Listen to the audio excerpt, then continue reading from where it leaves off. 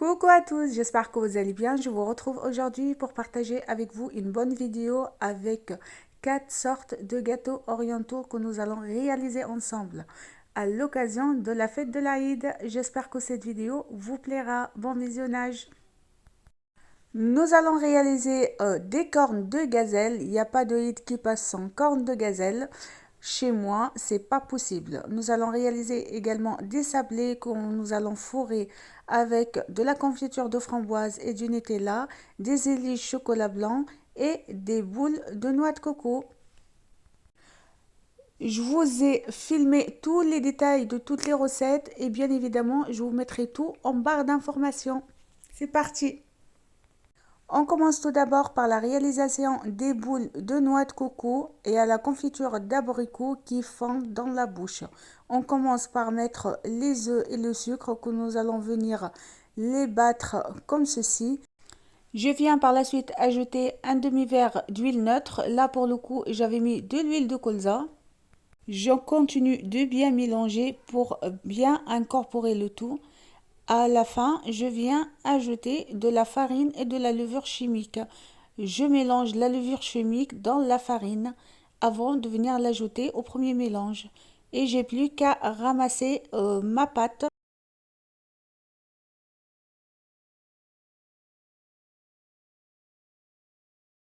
Il me reste qu'à former mes petites boules de 15 grammes par boule pour avoir des boules régulières et de la même taille. J'ai pesé une boule pour vous donner une idée précise et du coup, une boule fait 15 grammes. Il ne faut pas les faire trop grosses car elles gonflent. En général, ça triple de volume pendant la cuisson. Ça évite d'avoir des boules très épaisses. Il me reste qu'à faire cuire 10 minutes à 180 degrés. Dans un saladier, je viens mélanger la confiture d'abricot sans morceaux. Je précise sans morceaux pour avoir des boules régulières. Et il n'y a pas les morceaux qui collent, ça c'est pas top. Donc pour ce genre de gâteau, c'est mieux de choisir confiture sans morceaux. Et je viens la diluer avec quelques cuillères d'eau de fleur d'oranger.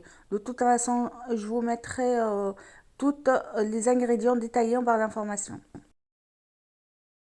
Et voilà mes gâteaux à la sortie du four. Je les ai laissés juste cuites. C'est le secret pour avoir des gâteaux bien moelleux qui font à la bouche. Je les sors, je les laisse refroidir 5 minutes. euh, à peu près, pas plus, juste 5 minutes. En fait, elles ne sont pas vraiment froides, elles sont tièdes. Et je les trempe directement dans le mélange confiture et eau de fleur d'oranger. Je les laisse 2 à 3 minutes à peu près avant de venir les enrober avec de la noix de coco. Et je continue ainsi de suite jusqu'à que j'ai plus de gâteau.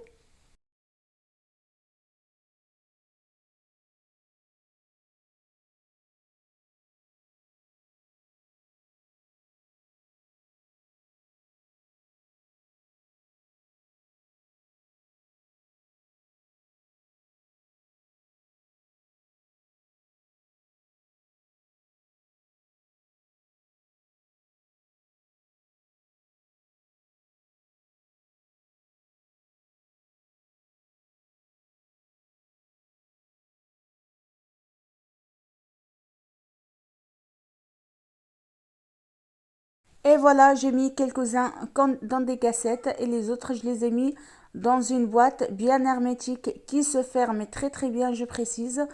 Et c'est bien de les laisser 48 heures enfermés dans la boîte hermétique avant de les déguster. Et là, vous allez retrouver des gâteaux extrêmement moelleux et extrêmement bons et savoureux. Et maintenant, nous allons réaliser des cornes de gazelle. Dans le Thermomix, je vais faire la recette du Thermomix à la lettre car elle se ressemble très bien à ma recette originale à un détail près. Je vous dirai c'est quoi le petit détail. Et bien évidemment, je sais en avance qu'elle va être très bonne car j'ai déjà fait ces cornes de gazelle et elles sont extrêmement bonnes. J'aime bien moi les gâteaux orientaux quand ils fondent dans la bouche et bien moelleux. Et il y a toutes les saveurs, on sent l'amande, on sent le sucre, la glace, on sent l'eau de fleur d'oranger, enfin bref, voilà, les gâteaux orientaux quoi. Je commence par préparer la pâte des cornes de gazelle. Donc, je commence par mettre le beurre que je fais fondre dans le bol du Thermomix. Après, je viens ajouter la farine, le zeste d'un citron jaune. Et après, je viens mettre de l'eau de fleur d'oranger pour ramasser la pâte et je viens pétrir le tout, toujours dans le Thermomix. Bien évidemment, c'est une recette que vous pouvez faire sans Thermomix. Vous n'êtes pas obligé d'avoir un Thermomix pour faire des cornes de gazelle, bien évidemment. Je vous mettrai toute la recette en barre d'informations, pardon. N'hésitez pas vraiment d'y aller jeter un coup d'œil. Toutes les recettes que vous allez voir dans cette vidéo, je vous les mettrai en barre d'informations.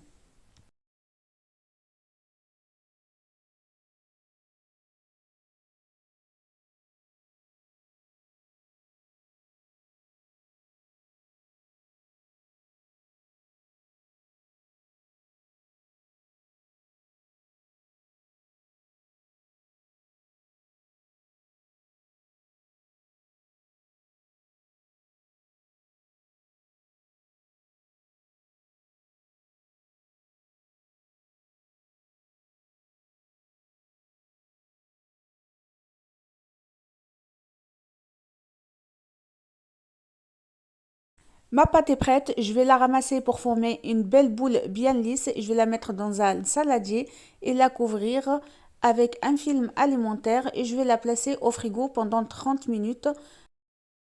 Je viens nettoyer le bol du Thermomix. Après, je passe à la réalisation de la farce des cornes de gazelle. Je viens mettre l'amande en poudre, le sucre glace, l'eau de fleur d'oranger, la cuillère à café de poudre de cannelle et je viens ajouter l'eau de fleur d'oranger pour ramasser la farce. Je mélange le tout dans le Thermomix. Après, je transverse ce mélange dans un saladier afin de venir faire mes boules de 20 grammes par boule.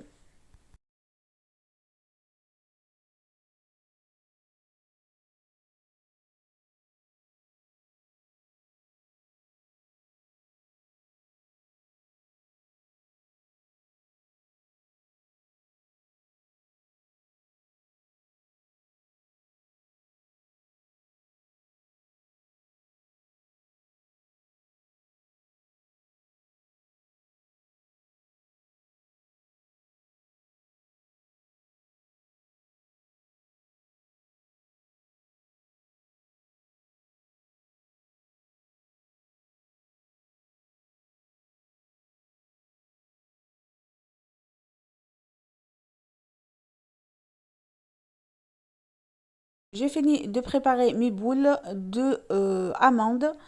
Je les couvre pour pas qu'ils sèchent. Après, je vais prendre ma pâte pour les cornes de gazelle que j'ai préparée en premier. Je la divise en trois et je commence la première boule. Je vais essayer de l'ouvrir avec à l'aide de mon rouleau à pâtisserie. Il faut qu'elle soit bien fine. Là, on voit ma planche à découper à travers la pâte. Il faut vraiment qu'elle soit bien fine pour pas avoir un corne de gazelle bien pâteux. Et voilà la technique pour y aller le plus vite possible. Je procède comme ceci. Je forme trois boudins à l'aide, déjà je leur donne déjà la forme de la demi-lune, sauf que je les laisse bien droites. Je les laisse un peu grosses au milieu et sur les côtés un peu plus fins. Et après je vais les mettre une à côté de l'autre en parallèle. Après, je vais venir enrouler dans la pâte. Je fais juste deux tours de pâte pour pas avoir une corne de gazelle avec trop de pâte et du coup, ça sera pas bon du tout. J'insiste sur le fait d'avoir une pâte très fine, donc il faut très bien l'étaler dès le départ. Il faut pas que la pâte soit épaisse, ça va pas être bon du tout. Je tapote avec mes doigts comme ceci pour fermer mon corne de gazelle.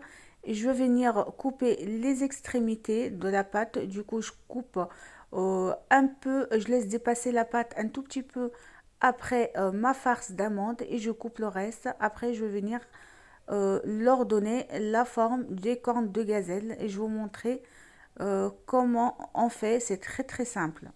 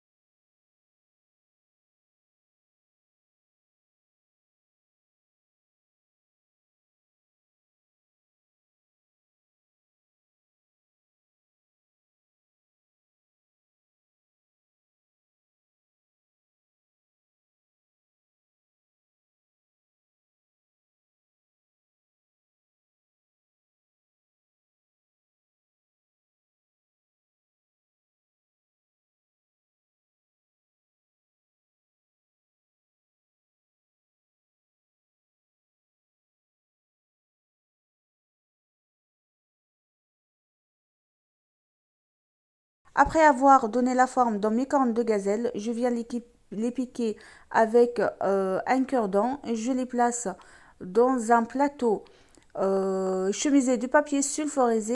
Il me reste qu'à les envoyer au four pour 15 à 20 minutes à peu près, tout dépend du four. Il faut juste surveiller la cuisson si c'est la première fois que vous faites ces cornes de gazelle. En fait, il faut juste qu'ils soient légèrement dorés et après les sortir. Les faire cuire dans un four déjà préchauffé à 180 degrés. Et la différence avec les cornes de gazelle du Thermomix et ma recette, c'est que dans ma recette, en fait, on fait le sirop que je suis en train de faire pour pouvoir tremper les cornes de gazelle avant de venir les enrober avec le sucre glace. C'est ce qui permet au sucre glace de bien coller, bien adhérer sur mes cornes de gazelle pardon, qui soient bien chemisées avec le sucre glace. Le Thermomix ne propose pas cette étape, du coup je vais vous la partager. En fait, il faut juste mélanger un peu d'eau, du sucre glace et de l'eau de fleur d'oranger pour avoir un sirop. Et voilà la cuisson de mes cornes de gazelle, ils sont juste dorés. Il ne faut pas les faire cuire plus. Je laisse refroidir mes cornes de gazelle avant de venir les tremper dans le sirop que j'ai préparé et je viens par la suite les enrober dans le sucre glace.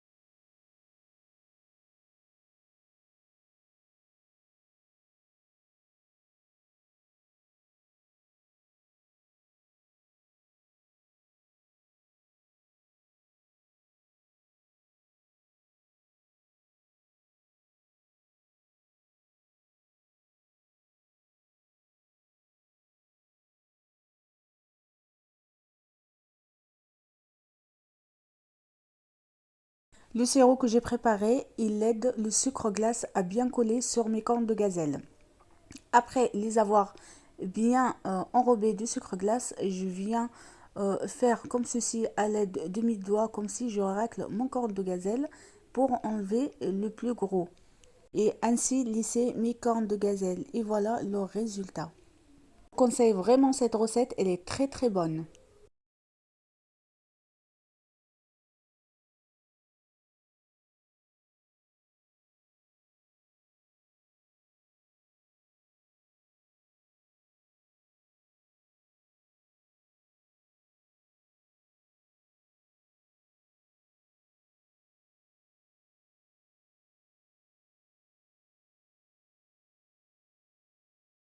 Je passe directement à la recette des éliges. Là, j'ai des cacahuètes grillées et concassées à laquelle je suis venue ajouter une belle poignée de graines de sésame dorées et du lait concentré que j'ai fait cuire dans la cocotte. Donc, je mets mon pot de lait concentré sucré dans ma cocotte, je le couvre d'eau et je ferme ma cocotte et je le laisse cuire pendant 1 heure. Après 1 heure de cuisson, je laisse complètement refroidir ma cocotte, je l'ouvre et j'ouvre le lait concentré et je trouve cette consistance. C'est aussi simple que ça. Et je viens mélanger le tout pour avoir une belle pâte. En fait, à l'aide du lait concentré que j'ai fait cuire, je viens ramasser mes cacahuètes et mes graines de sésame.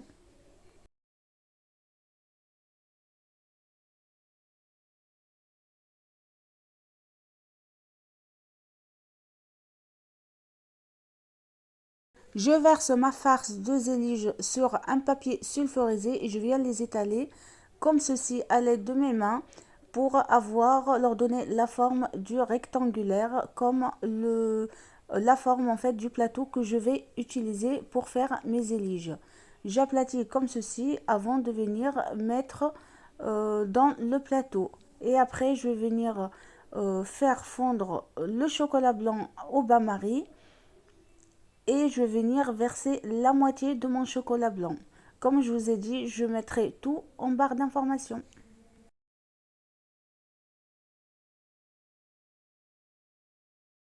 Je tapote bien pour avoir euh, l'épaisseur de partout de la même manière. Après, je vais venir, pour être sûr d'avoir une farce bien régulière, je viens jouer la sûreté et mettre encore une feuille de papier sulfurisé sur la farce et je vais venir donner deux trois coups de rouleau à pâtisserie pour pouvoir bien les rendre bien plats et bien lisses de partout.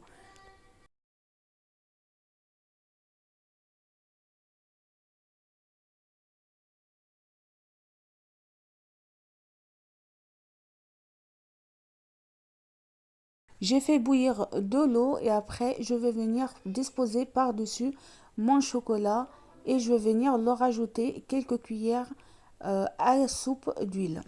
Je vais attendre que ça fonde complètement et après je vais venir verser la moitié sur la farce des éliges.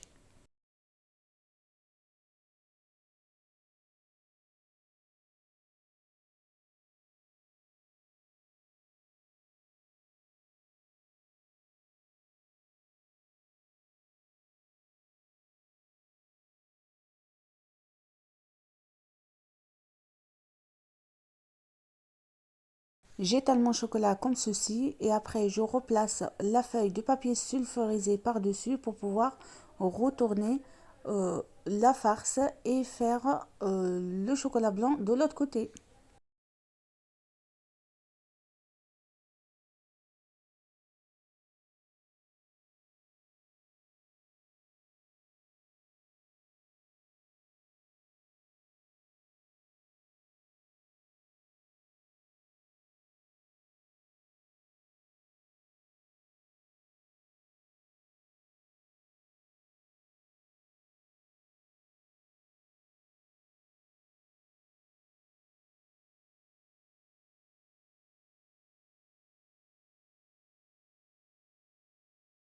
Je verse le restant du chocolat blanc et j'étale bien comme ceci. Et après, je vais venir faire des petits traits avec le chocolat noir pour faire la décoration.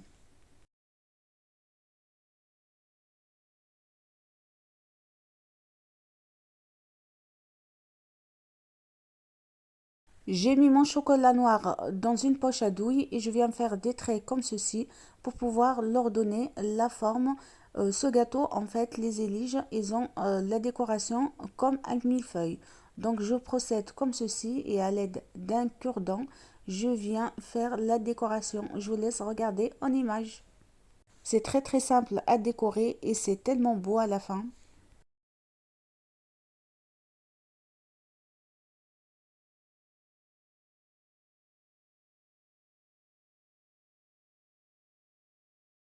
Après avoir fini la décoration, je le place dans le congélateur pendant 30 minutes ou 2 heures au frigo avant de venir les découper en petits carrés ou rectangulaires ou losanges comme vous le souhaitez. Et maintenant, on passe directement à la recette des sablés. Donc, je vais faire la même pâte des sablés et je vais faire la moitié avec du Nutella et l'autre moitié avec la confiture de framboise. Je commence par mettre le beurre et les œufs, je vais bien les travailler. J'ajoute par la suite le sucre en poudre, la farine et la levure chimique. Je mélange le tout jusqu'à bien ramasser la pâte. Il ne faut pas la pétrir la pâte. Il ne faut pas oublier que c'est de la pâte sablée.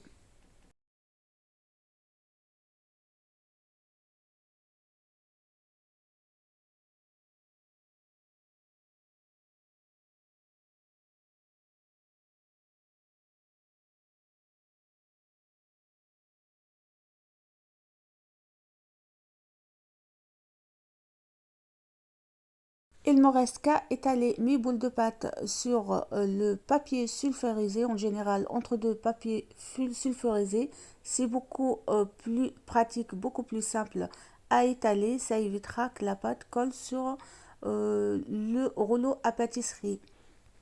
Et c'est la méthode que j'utilise souvent pour avoir des sablés nets et réguliers.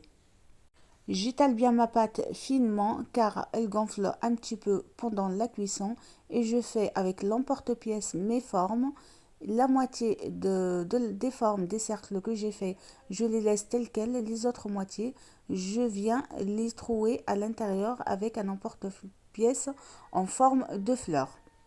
Il me reste qu'à les envoyer au four pendant 10 minutes à 180 degrés dans un four déjà préchauffé.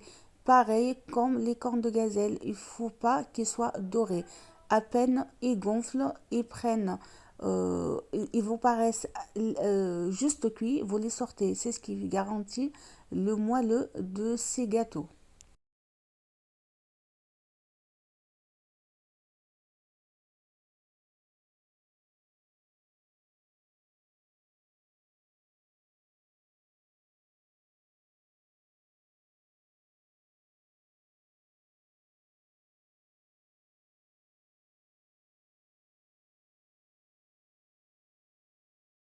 Aussitôt sorti du four où il y a les sablés troués avec la forme de fleur, je viens les saupoudrer avec du sucre glace.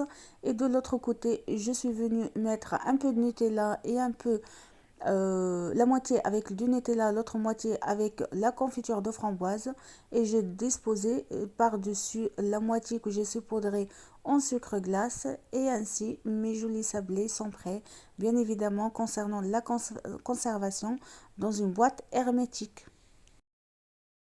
Concernant la conservation des gâteaux orientaux dans une boîte bien hermétique, sachez que vous pouvez les congeler et les sortir 1 heure avant pour qu'ils se décongèlent et ils sont comme si vous venez de les faire. J'espère que cette vidéo vous a plu. N'hésitez pas à la liker, la partager. Je vous dis à très vite pour d'autres recettes. Aïdik Moubarak. Bisous.